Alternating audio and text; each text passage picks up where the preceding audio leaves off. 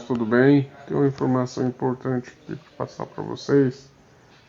Vou falar um pouco sobre a formação do número da besta, porque esse número já se formou e o que falta é apenas a imagem da besta se formar. Vamos orar. Senhor Deus, maravilhoso Pai, que o Senhor tenha misericórdia de nós e nos fortaleça e nos ajude para os eventos finais dos últimos dias. Amém. Então vamos lá, vamos entender sobre a questão da imagem da besta com base numa declaração que Ellen White fez aqui no Espírito de Profecia. Vamos dar uma olhadinha aqui.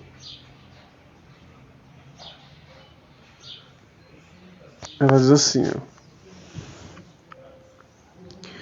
quando as principais igrejas dos Estados Unidos, tô falando da liderança evangélica, né, dos Estados Unidos, ligando-se em pontos de doutrinas que lhes são comuns. Eu estou falando aqui que várias igrejas evangélicas têm várias doutrinas diferentes, porém tem um ponto que lhe é comum, ou seja, todos concordam nesse ponto. Influenciariam o Estado para impor seus decretos e lhe apoia a instituição. A América do Norte protestante terá formado a imagem da hierarquia romana e a aplicação de penas civis aos dissidentes será o resultado inevitável. Ele está dizendo aqui que a imagem da besta ela vai ser feita pelas igrejas protestantes nos Estados Unidos, as igrejas evangélicas, que vão influenciar o Estado para impor decretos para a imposição da guarda do domingo, certo? Isso é a imagem da besta. A lógica é o seguinte, meus irmãos, a imagem da besta e o número da besta, eles são formados no tempo do fim. Não existe aquele termo que muitos pregam, né, que o número da besta já está formado, que é o 666, o nome do Papa, outros colocam o código de barra e outros. Não, o número da besta, nós vamos ver aqui nesse estudo, que ele representa as ações de Satanás para colocar a marca. Então, a lógica é o seguinte, a marca da besta, o número da besta e a imagem da besta, elas se formam no tempo do fim. Entendeu? Então, o domingo ainda não é a imagem da besta. Certo? E o número 666 ainda não é o número da besta. Esse número será quando ele expor a autoridade da besta. Quando ele expor a autoridade da besta. Certo? Tem um texto aqui em Isaías que é bem interessante. Deixa eu ver se eu acho aqui. Eu joguei aqui nos arquivos. Aqui em Isaías 52, verso 6, diz o seguinte: portanto, meu povo conhecerá o meu nome. Naquele grande dia saberá que eu sou o que profetizo a vós. Sim, verdadeiramente eu sou o que falo. Então, o nome se refere à autoridade. Aqui nesse texto bíblico nós temos como referência a Deus, né? Ele diz que o meu povo reconhecerão o meu nome. Reconhecerão o quê? A minha autoridade. Então o nome ele está relacionado à autoridade, certo? O nome é autoridade. Então o nome da besta está relacionado ao número da besta, porque o número e o nome da besta se refere diretamente à autoridade. Vamos dar uma olhadinha aqui. Deixa eu ver se está aqui. Apocalipse 13. Verso 17, né? Eu vou dar uma lida aqui. Diz aqui, ó. Para que ninguém possa comprar ou vender, senão aquele que tiver o sinal, o nome da besta ou o número do seu nome. Como vocês podem notar, o texto aqui do versículo é simultâneo. Sinal, número e nome da besta é a mesma coisa. É algo sinônimo, são sinônimos, é a mesma coisa. Ou seja, o sinal da besta no futuro, ele vai ser a guarda do domingo. O nome da besta e o número da besta também está relacionado à guarda do domingo. O número, ele representa a autoridade da besta, assim como o nome da besta representa também a sua autoridade. Vamos dar uma olhada no número, né? Vamos dar uma olhada no número. Porque diz lá no Apocalipse 13:18 que o número da besta é 666. Como esse número se formará? Ou como ele já se formou agora no tempo do fim? Vamos entender. Só lembrando, né, voltando aqui à parte que Ellen White disse, que a imagem da besta ela se forma quando as igrejas evangélicas se unem com o Estado para impor a decreto dominical. Certo? De acordo com esse texto aqui. Então, imagem e número se formam, né, no tempo do fim. Para nós entendermos um pouco, vamos dar uma olhada. Deixa eu ver se está aqui. Isso, em Daniel 3. Daniel 3 nos faz uma referência de como o decreto dominical ele vai ser colocado no mundo. Por que ele nos faz uma referência? Se nós virmos aqui no texto da meditação Maranata, página 215, quinto parágrafo, Ellen White diz o seguinte: a história se repetirá.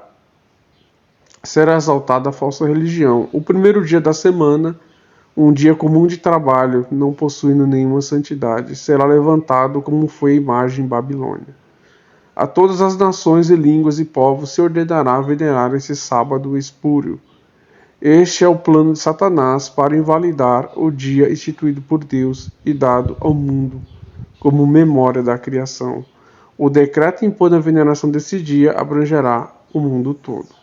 Quando os Estados Unidos, o país da liberdade religiosa, se aliar com o papado, o fim de dominar a consciência, impedir os homens a reverenciar esse falso sábado, os povos e todos os demais países imitarão o exemplo, né? Não deu a parte aqui porque a parte não deu para aparecer, mas é isso que está escrito. Então ela diz aqui que o decreto dominical será estabelecido como foi a imagem de Babilônia. Nós vemos aqui em Daniel 3, vamos lá em Daniel 3. Em Daniel 3, irmãos, aqui está dizendo o seguinte: o rei Nabucodonosor fez uma estátua de ouro cuja altura era de 60 côvados. Então, Ellen White ela falou o seguinte, que o decreto dominical veio da mesma forma que foi estabelecido a estátua de Babilônia. Vamos ver aqui o número 666 envolvido lá na época da estátua e como ele vai estar envolvido agora na guarda do domingo. Então esse estudo é de extrema importância. Vamos lá. Vamos ver as medidas da estátua. O rei Nabucodonosor fez uma estátua de ouro cuja altura era de 60 côvados e sua largura de 6 côvados. E levantou no campo de Dura, na província de Babilônia.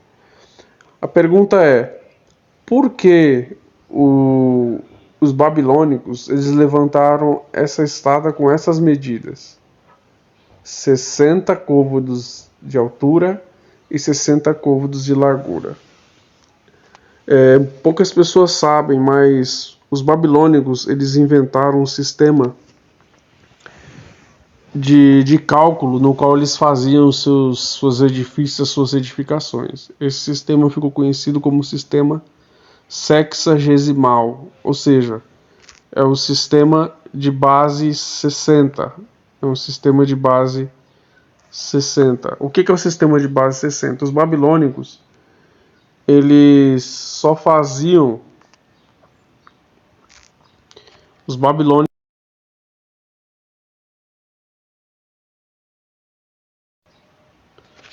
eles só faziam suas edificações com base no número 60.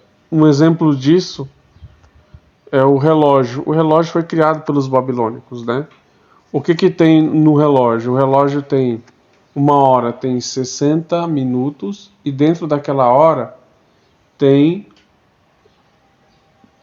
os segundos, ou seja, 1 minuto equivale a 60 segundos. Então, como eu falo 1 hora, eu estou me referindo a minutos e segundos. Por que os babilônicos eles contavam dessa forma? Vamos entender aqui. sistema sexagesimal, como é que funcionava. Deixa eu ver se eu consigo ir para cá. Se vai abrir a imagem aqui. Acho que... Pera aí.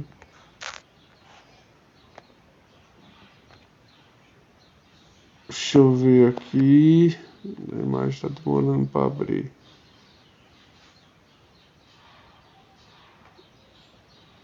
Vamos aguardar abrir. Isso. Vamos lá. Os babilônicos, nesse sistema sexagesimal, eles contavam as coisas em grupos, né? Não como nós contamos hoje. Nós contamos as coisas, por exemplo, se nós pegarmos uma caixa de laranja, nós tiramos dentro dessa caixa as laranjas e contamos uma por uma, né? Esse é o costume. Nos babilônicos não faziam isso, eles só contavam em grupo, as coisas em grupo. Eles não contavam 1, 2, 3, 4, 5 como nós. Então, eles usavam como exemplo os dedos. Por exemplo, os dedos da mão esquerda, o dedo mindinho valia 12 números. Cada dedo da mão esquerda valia 12. Então, o mindinho era 12, né, mais o dedo anelar, mais 12, dava 24. Aí vinha o dedo do meio, que dava mais 12, 36. Aí vinha o dedo indicador, que dava mais 12, 48. Aí vinha o polegar, que dava mais 12, aí dá 60. Então, assim, os babilônios contavam da seguinte forma no sistema sexagesimal. A mão esquerda, cada dedo valia 12 números, certo? Porque eles contavam as coisas em grupo, porque na lógica babilônica, fazer as coisas em grupo era mais fácil. Contar as coisas em grupo era mais fácil, porque era uma forma mais rápida e mais lógica para terminar as suas edificações, certo? Na mão direita era diferente. As falanges dos dedos, cada falange era 1. Então tem a primeira falange lá, ó, do dedo mindinho, segunda falange, terceira falange, ou seja, cada falange valia 1, então o dedo mindinho aí já valia 3, certo? Aí, formando um total de 12. A falange, para quem não sabe, é esse risquinho que nós temos no dedo, né? Então, cada dedo valia 3 na mão direita, e na mão esquerda cada dedo valia 12. Então, totalizando, na mão direita não se contava o polegar, dando um total de 12 números. Na mão esquerda se contava o polegar, cada dedo valendo 12, dando um total de 60 números. Então, era dessa forma que os babilônicos contavam as coisas, contavam em grupo. Eles só faziam as suas edificações com números que poderiam ser divididos por 60. Os números que não eram divisíveis por 60, que não poderiam ser divididos por 60, eles não usavam. Então, temos como base que pode ser visto hoje, porque assim, hoje os arqueólogos, os historiadores não têm evidências arqueológicas daquela imagem de ouro lá de 60 côvados, certo? De altura e 3 côvados de largura, como nós vimos, mas eles têm uma referência bem importante. A porta de Instar foi a 8ª porta da muralha de Babilônia. Então eles criaram essa porta chamada Porta dos Deuses, e eram feitos de tijolos esmaltados. Até hoje os cientistas não conseguem descobrir, não tiveram uma base formulada como os babilônicos conseguiram fazer esses tijolos esmaltados, né? Não conseguiram chegar a uma conclusão ainda. Porém, olha que coisa interessante, né? A porta de Instar foi a 8ª porta do lado da norte da muralha da cidade babilônica, construída aproximadamente em 1575 a.C. Ela foi reconstruída lá na Alemanha, em Pérgamo, com achados reais, ou seja, achados arqueológicos reais dessa porta. Ela foi remontada lá na Alemanha. Vamos ver se foi usado o sistema de base 60, o sistema sexagesimal. assim como foi na estátua. Vamos lá. Aqui diz aqui, ó. Na porta, nessa porta que pode ser encontrada hoje em Pérgamo, né, no Museu de Pérgamo, na Alemanha, aqui diz aqui, ó. Tem uma inscrição nessa porta. A inscrição com o uniforme da porta de Instar, em tijolos esmaltados de azul e branco, foi uma dedicação de Nabucodonosor para explicar o propósito da porta. Ou seja, nessa porta tem uma inscrição do próprio Nabucodonosor, né? E ela possui 15 metros de altura por 10 metros, a porta, né? Possui 15 metros de altura por 10 metros de largura e inclui 60 linhas de escrita. Olha que coisa interessante. Tem 60 linhas de escritas, ou seja, o sistema sexagesimal de base 60, ele tanto foi usado aqui na porta de Instar, quanto outras edificações dos babilônicos. O que dizia na porta? A inscrição com 60 linhas dizia o seguinte: Nabucodonosor, rei de Babilônia, príncipe piedoso, nomeado pela vontade de Marduk, príncipe sacerdote mais elevado, amado de Nabo, de deliberação prudente, que aprendeu a abraçar a sabedoria, que entendeu o ser piedoso, e presta reverência à sua majestade, incansável governador, que sempre tem em mente o cuidado do culto, né? Aí fala o nome dos deuses aqui, certo? E do final fala do que ele mesmo escreveu, né, a inscrição. Então olha que coisa interessante. A inscrição que pode ser visto hoje na porta de Instar tem 60 linhas de escrita, certo? 60 linhas de escrita. O sistema sexagesimal ele é evidente na construção dos babilônicos. Então, quando nós voltamos para cá, para a estátua de Daniel 3, nós vemos que esse sistema de base 60 ele foi feito na estátua.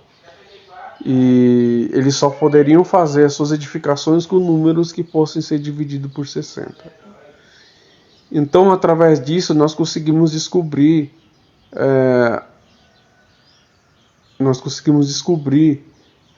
quantas partes foi feita a estátua, né? A estátua tendo seu formato quadriculado, né, que era comum das edificações dos babilônicos, seu formato enquadrado, né? Se nós pegarmos a largura, que é 6 côvados, multiplicarmos por 60 côvados, que é a altura, chegaremos a 360 côvados de área. Se nós dividirmos por 60, que é o sistema base que eles usaram, nós vamos ver que a estátua foi feita em 6 partes, né? Como diz a calculadora aí, como informa a calculadora. Por quê? Porque eles só faziam as suas medidas com números que pudessem ser divididos por 60.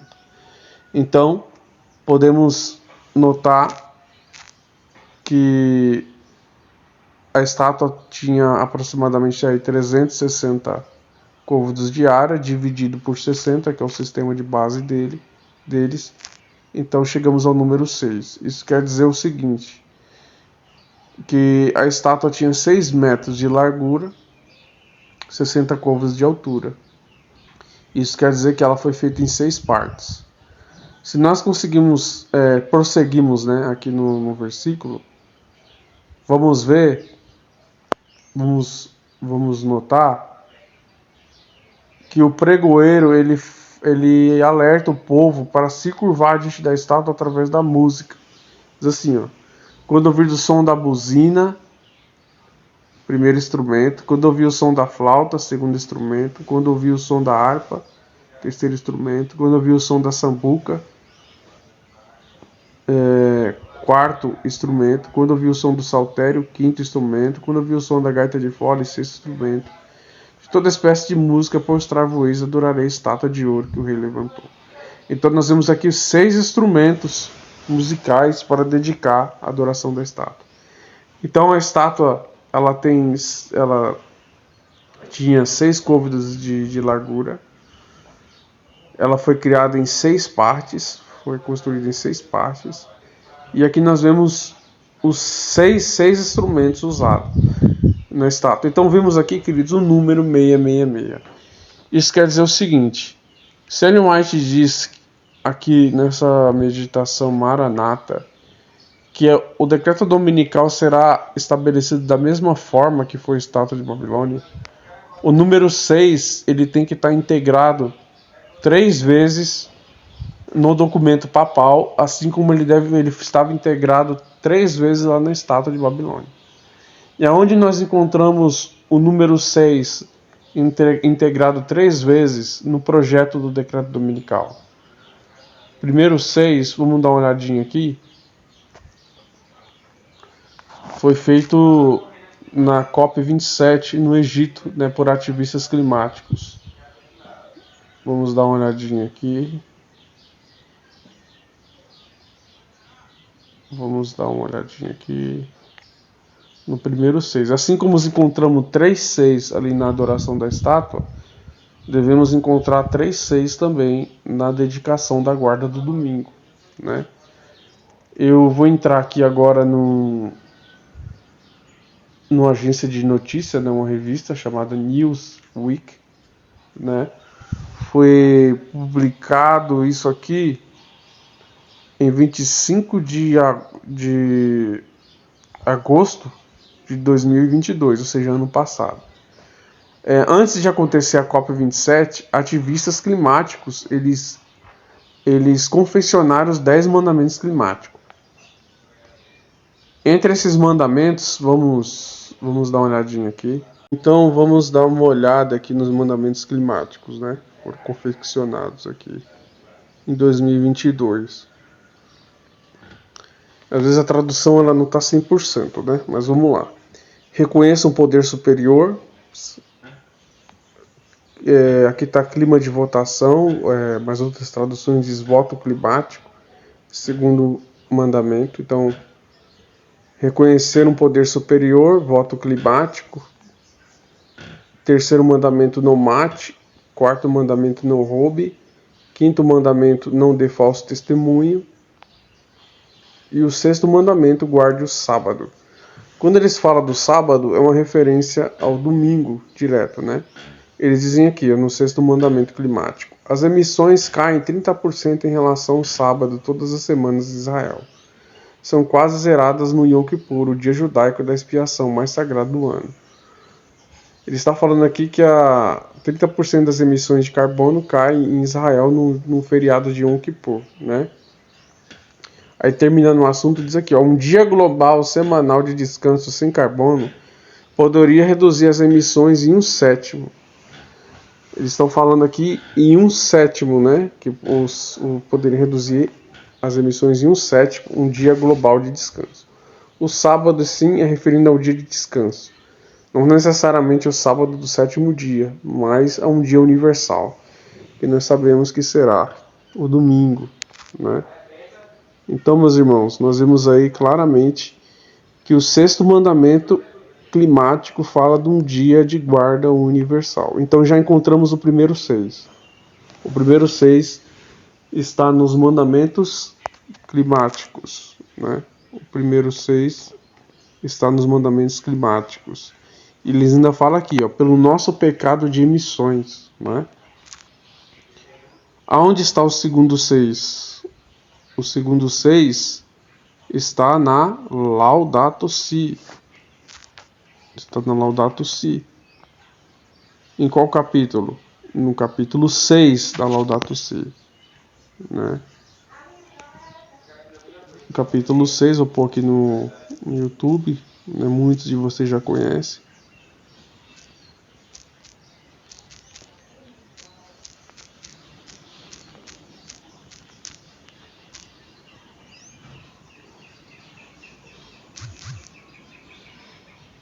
Capítulo 6, vamos ver aqui, educação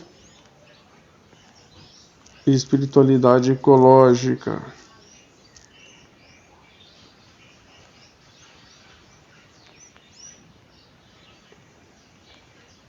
Ecológica.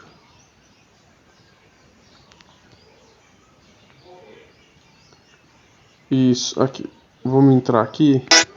E uma vida nova que Ele nos dá e que nós... Então, o capítulo 6 da Laudato Si, com o título Educação e Espiritualidade Ecológica, fala do domingo universal. Vamos ver um pouquinho aqui, mais uma vez, do monge beneditino, né? O que ele vai falar sobre a ligação do domingo com a questão da crise climática, né? Qual o papel do domingo? O Papa chega a citar muito ecumenicamente, de modo que a gente chama aqui na América Latina macroecumenismo, um místico muçulmano medieval. E esse místico muçulmano medieval diz que é preciso ligar Deus e natureza, que não se pode, na espiritualidade, desligar as coisas. E aí o Papa vai fazendo esse convite para a gente entrar nessa visão, nessa espiritualidade cósmica, e ele fala a palavra cósmica, e de repente ele diz que o auge de tudo é a Eucaristia. E o Papa convida a abrir, a fazer uma espécie de eucaristização do mundo inteiro.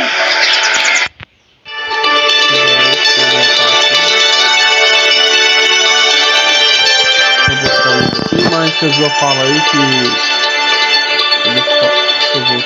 quando sono andato alla conferência de Aparecida, acabou saindo aqui.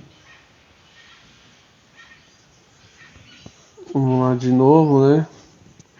Deixa eu colocar lá de novo.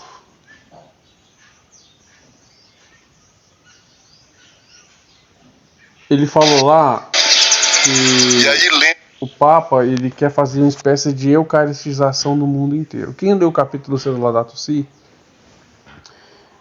o Papa coloca ali a ligação entre a guarda do domingo e a Eucaristia. Por quê? Porque os católicos, eles tomam a Eucaristia, né, estão na cerimônia da Eucaristia sempre aos domingos. E a humanidade guardando o domingo é uma espécie de eucaristização do mundo inteiro. Essa é a lógica. Teilhard de Chardin, esse grande espiritual do século XX, e o Papa Francisco alude claramente a ele quando fala da missa sobre o universo, onde o que o Teilhard de Chardin celebra como Eucaristia não é apenas mais com pão e com vinho, mas é com tudo, com as árvores, com a natureza, com os animais, com as pessoas, com tudo. E o Papa então diz que a Eucaristia é nesse... Como vocês perceberam, ele cortou a própria fala dele, ele ia falar do domingo, depois fala da Eucaristia. Eucaristia e domingo é a mesma coisa. Esse senhor que ele falou, Teilhard de Chardin, é um jesuíta, né? Esse jesuíta, ele defendia a ideia de ligar Deus e natureza. Nós sabemos que a ligação de Deus e natureza é panteísmo, né? O pensamento panteísta tem a ideia de que Deus, ele está na folha, ele está no vento, Deus está nas árvores. Isso é panteísmo. Aí leva a uma adoração da natureza. E isso é idolatria, contrário, né, à palavra de Deus. Ou seja, Deus criou a natureza, mas não para ser adorada, certo? Mesmo que a natureza tenha a expressão de amor de Deus, ela não foi feita para ser adorada. E esse senhor aí, Teilhard de Chardin, ele teve essa visão aí de ligar Deus e natureza. Aí na lógica aqui do monge beneditino, como ele está explanando, ele está dizendo que é possível ligar Deus e natureza através da guarda do domingo. Ou seja, as pessoas vão estar guardando o domingo para estar reverenciando a natureza, tá? Ou seja, as pessoas guardando o domingo vai estar impedindo do aquecimento global aumentar, vai estar salvando a natureza. Essa é a lógica. Sentido, uma espécie de casamento entre Deus e o universo. É uma maravilha. E é muito interessante porque aí ele retoma aquilo que se chama a dimensão ecológica do domingo. Na Bíblia, toda a cosmologia e a visão judaica é que o sábado, a dimensão sabática, não é apenas um dia de descanso, mas é um dia de amor, um dia de união com Deus. O domingo resgata isso a partir do fato de que é memória da ressurreição de Jesus. Olha que coisa interessante. Ele faz uma referência do sábado, né, como um dia de Deus, que é um dia especial para os judeus. Porém, quando ele fala da questão universal, ele fala do domingo e não do sábado. Ele coloca o sábado de lado e expõe o domingo como um verdadeiro dia de guarda, né? Ele coloca o domingo. Por isso que ele fala a dimensão ecológica do domingo. E outra coisa, ele fala que é uma referência à ressurreição de Jesus. Vamos dar uma olhadinha nisso aqui, que é de extrema importância, que o guarda do domingo é uma referência à ressurreição de Jesus. Queridos, então vamos fazer uma retrospectiva para a gente não se perder aqui. Ellen White fala, né, que o domingo ele vai ser colocado da mesma forma que foi a estátua de Babilônia. Nós vimos lá que a estátua de Babilônia encontramos os 3 seis lá na estátua. Encontramos 6 da largura da estátua. Encontramos 6 das partes da estátua, como cálculo nós vimos, ela foi feita de 6 partes. E nós encontramos também os 6 nos instrumentos tocados para adorar a estátua. Então nós vemos aí os 3 seis. No decreto dominical, o projeto de decreto dominical, nós encontramos o primeiro 6, que está nos mandamentos climáticos, né? Fazendo essa retrospectiva aqui nos mandamentos climáticos, certo? Encontramos o primeiro 6 nos mandamentos climáticos, que está no 6º mandamento climático para guardar um dia universal para conter as mudanças climáticas. O segundo 6 encontramos no 6º capítulo da Laudato Si, como nós vimos. O 6º capítulo da Laudato Si,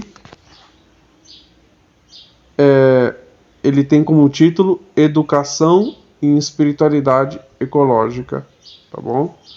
Encontramos o segundo 6 no mandamento da Laudato Si, no 6º capítulo da Laudato Si. Lá diz para guardar o domingo, certo? Capítulo 6. Educação e espiritualidade ecológicas. Aqui dá para ler todo o capítulo, vocês acham, né? 202 Muitas coisas devem reajustar o próprio rumo, mas antes de tudo o papo fala do domingo, né? O meio ambiente natural e urbano. Por exemplo, preocupam-se com um lugar. Quem puder ler na íntegra o Santo e chega a unir-se a Jesus Senhor, vai ser muito bom, aí você ter uma compreensão melhor. Quando a gente vamos aqui para... Eu já mostrei isso aqui uma vez no canal, mas é importante mostrar que a profecia é uma coisa extremamente fantástica, né? Como ela tem que se cumprir. Quando nós vemos aqui na estrutura da Laudato Si, olha o que é falado aqui na estrutura, né? Introdução e estrutura. É chegada a hora em que o Filho do Homem há de ser glorificado. Aqui é no início da abertura da carta, né? Vamos ver o que diz aqui na descrição do vídeo. Vocês estão lendo aí, olha o que diz aqui, ó. Tudo está interligado. Esta é a tônica da sinfonia escrita pelo Papa Francisco, a encíclica Laudato Si, louvado seja. Esse precioso documento é apresentado e comentado por especialistas de diversas áreas do conhecimento. Olha que coisa interessante.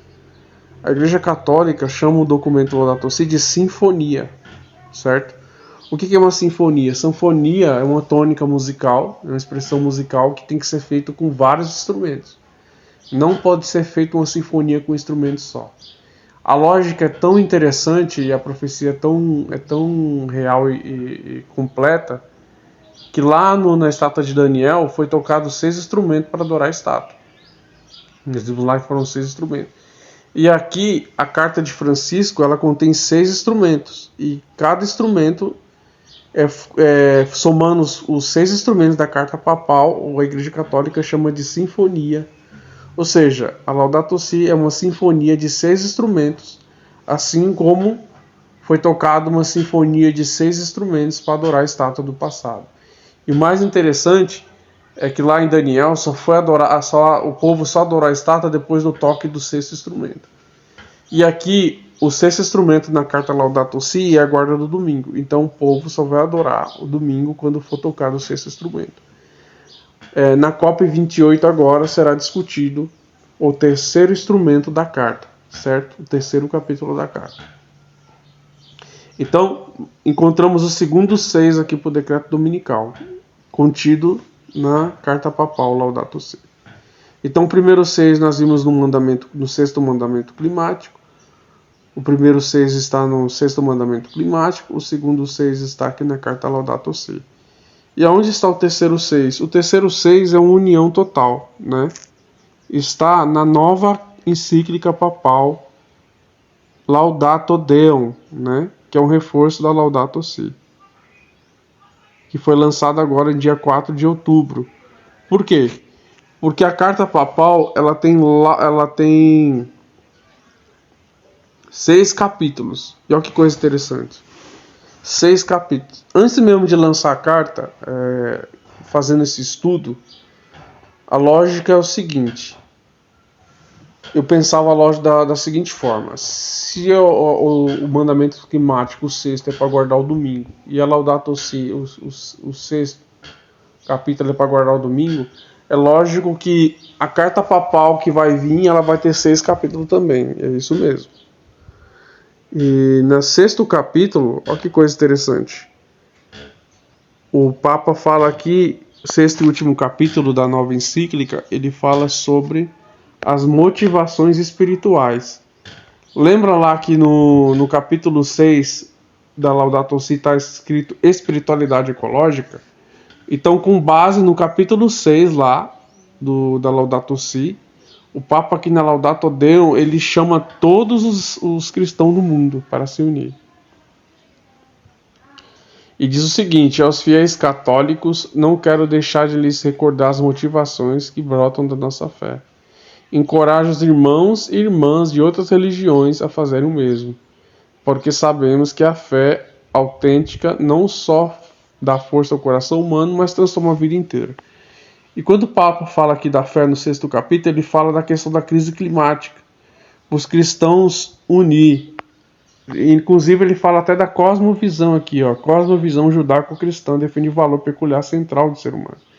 Ele chama tudo aqui, os judeus, chama os evangélicos, chama o católico a se unir para combater a crise climática. Se você quiser ler na íntegra, leia aí. O documento é mais curto do que a Laudato Si. Embora tenha 6 capítulos igual a outra, ela é um pouco mais resumida, mas tem 6 capítulos. Então, o último capítulo, o Papa convoca todas as religiões. Chegou em minhas mãos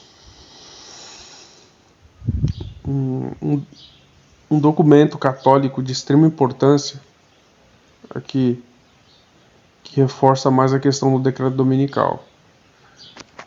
Esse documento, né, é um livro, né, aqui tem como título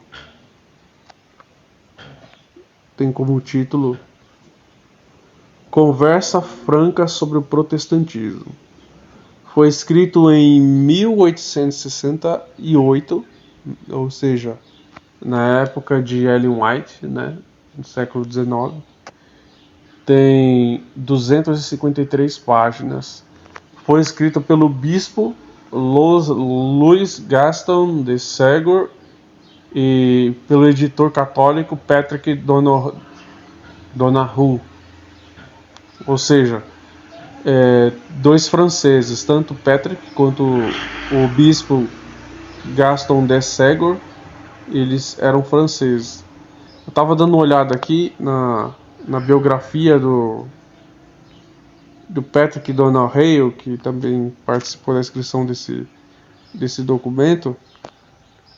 Ele viveu em Boston, ali nos Estados Unidos, no século XIX, né? Ele viveu ali nos Estados Unidos no século XIX. E nesse livro, o que eu achei interessante aqui, deixa eu dar uma olhada aqui na página. A página 225, eu traduzi aqui eu copiei, né, o texto e depois traduzi. Mas vamos ver aqui, vamos fazer ao vivo, né, para alguém não dizer que tem a manipulação, né? Vamos fazer ao vivo aqui. Vou entrar aqui no livro original. Tá vendo aqui? Vou aumentar aqui, ó. É uma livraria, né? Livraria do Congresso americana. Isso aqui é o original, ó. Aqui, ó, Estados Unidos da América. Vamos dar uma olhada. Tô aqui no original, certo? Vamos lá. Conversa franca sobre o protestantismo de hoje, né? Aqui é uma edição de Boston, nos Estados Unidos. Aqui o editor católico, né? Patrick Donald Hale, né?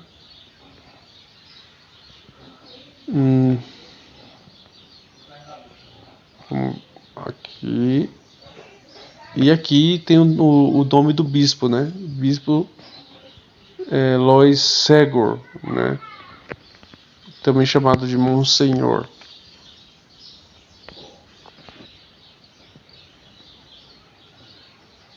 Aqui tem o selo, né, do episcopal de Boston, aqui, o emblema aqui, né? Como vocês podem notar, está em inglês. Eu vou direto para a página 225, vou traduzir porque tem informação aqui chocante, importante. Vamos lá. Eu vou passando aqui as páginas.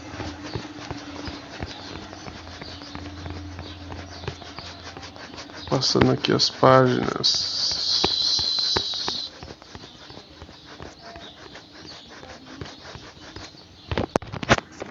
225. Então vamos passar rapidinho aqui. 80, 90. Vamos lá.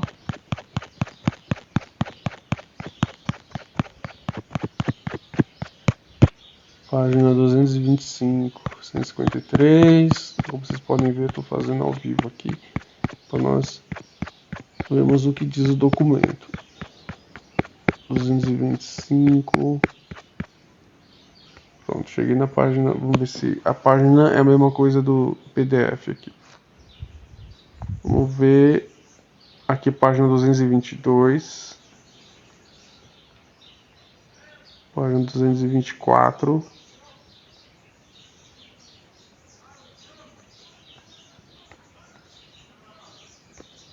Página 225, essa página aqui. Vamos copiar ela. Está em inglês.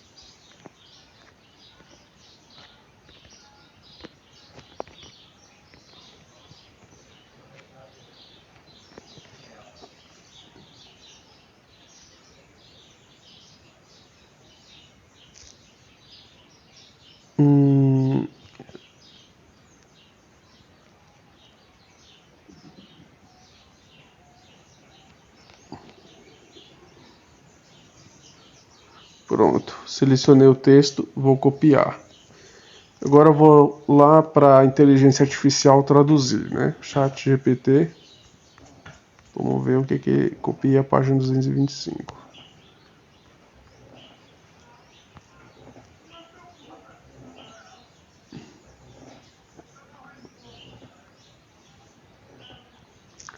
Pedi para ela traduzir aqui para mim.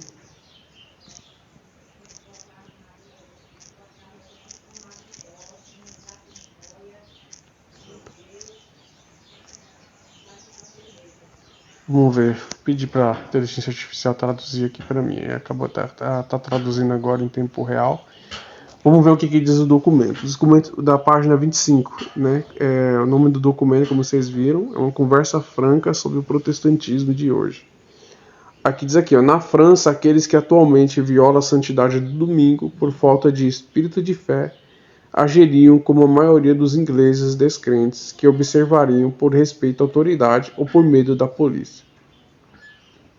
Vale a pena lembrar que essa observância do domingo, na qual afinal consiste apenas o culto protestante, não apenas não tem fundamento da Bíblia. Olha que coisa interessante, esse documento católico diz aqui que a observância do domingo não tem um fundamento na Bíblia. Foi feita aqui com participação do bispo da França, Monsenhor Ségur. Está dizendo aqui que o domingo ele não tem autoridade na Bíblia. Agora, o próprio documento católico está dizendo aqui, ó. Mas está em flagrante contradição com o seu texto que ordena o descanso no sábado, que é o sábado. Aqui está dizendo esse documento que a guarda do domingo está de desacordo com o texto bíblico. Agora, eles falam agora da autoridade da igreja. Vamos lá, diz aqui, ó. Foi a Igreja Católica que, pela autoridade de Jesus Cristo, transferiu esse descanso para o domingo em memória da ressurreição do nosso Senhor. Olha o que está dizendo aqui, que a mudança da guarda do domingo foi feita pela Igreja Católica, certo?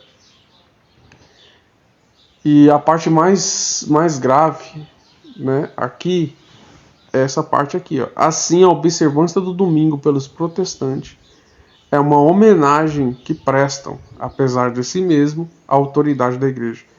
Aqui está dizendo na página 225 desse documento que as igrejas evangélicas que guardam o domingo estão prestando homenagem à igreja, certo?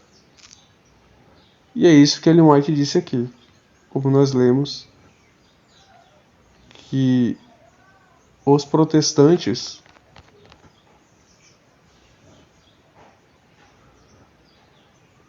estão seguindo a exaltação de Roma. Olha o que ela diz aqui no livro Grande Conflito. Convém lembrar que Roma orgulha-se de que nunca muda. Os princípios de Gregório VII e Inocêncio III ainda estão nos princípios da Igreja Católica Romana. E se tivesse ela tão somente o poder, colocaria em prática tanto em vigor para como nos séculos passados. Poucos sabem os protestantes do que estão fazendo ao se proporem aceitar o auxílio de Roma na obra de exaltação do domingo.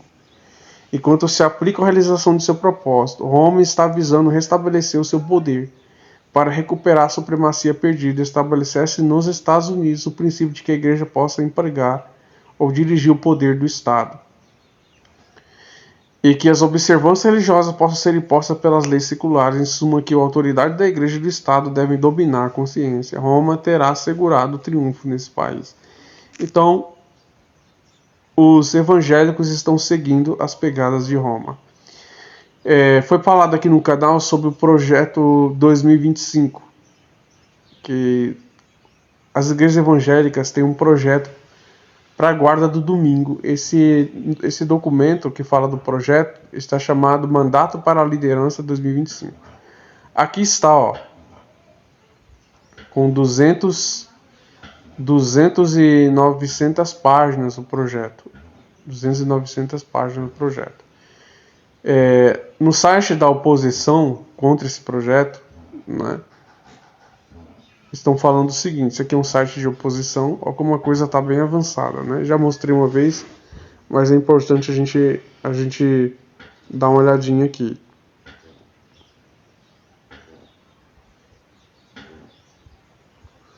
O projeto 2025 da direita quer fazer da fé o trabalho do governo. Então aqui, essa coalizão de igreja evangélica fez esse projeto com 920 páginas para o próximo presidente republicano seguir. Ou seja, isso aqui é um projeto de governo para o presidente eleito republicano em 2025 seguir. Ele vai seguir vários termos aqui do projeto, mas em referente à lei do trabalho, né, como nós vimos aqui, ó,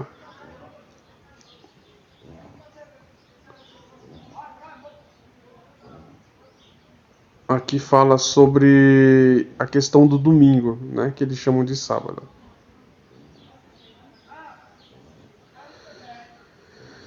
Vamos ver qual que é a acusação que fazem aqui, ó. Mas ele, falando do líder do movimento, do projeto, diz aqui, ó, mas ele não se contenta em relembrar os bons e velhos tempos que os americanos iam à igreja.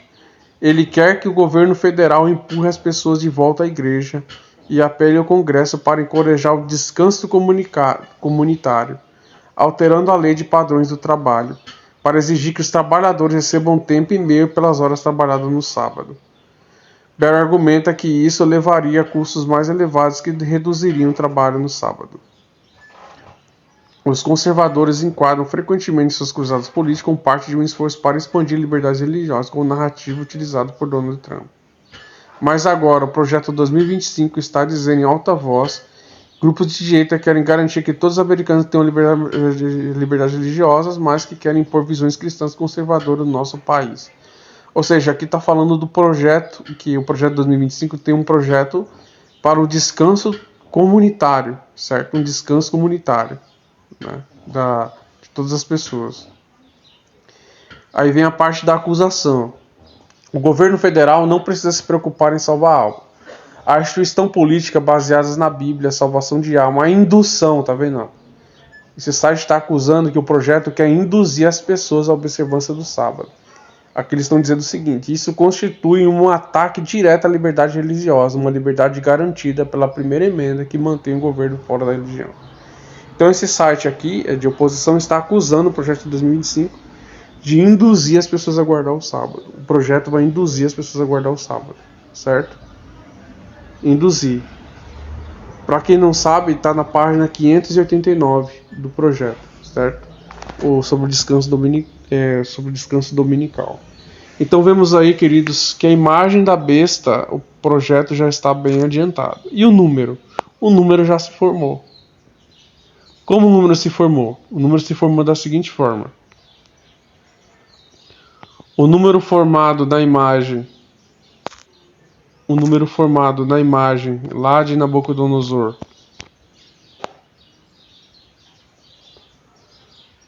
o número formado da imagem era a largura da imagem.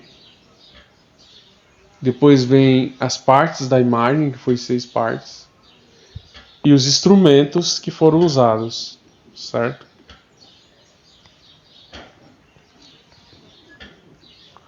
Vamos ver se abre aqui, para nós termos uma ideia.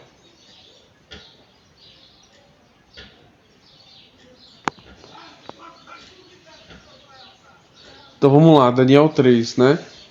A imagem, aqui Daniel 3, a imagem de ouro com 60 côvados, 3 côvados de largura e 6 instrumentos tocados para adorar ela. Então nós vemos os 6 aí em 3 partes.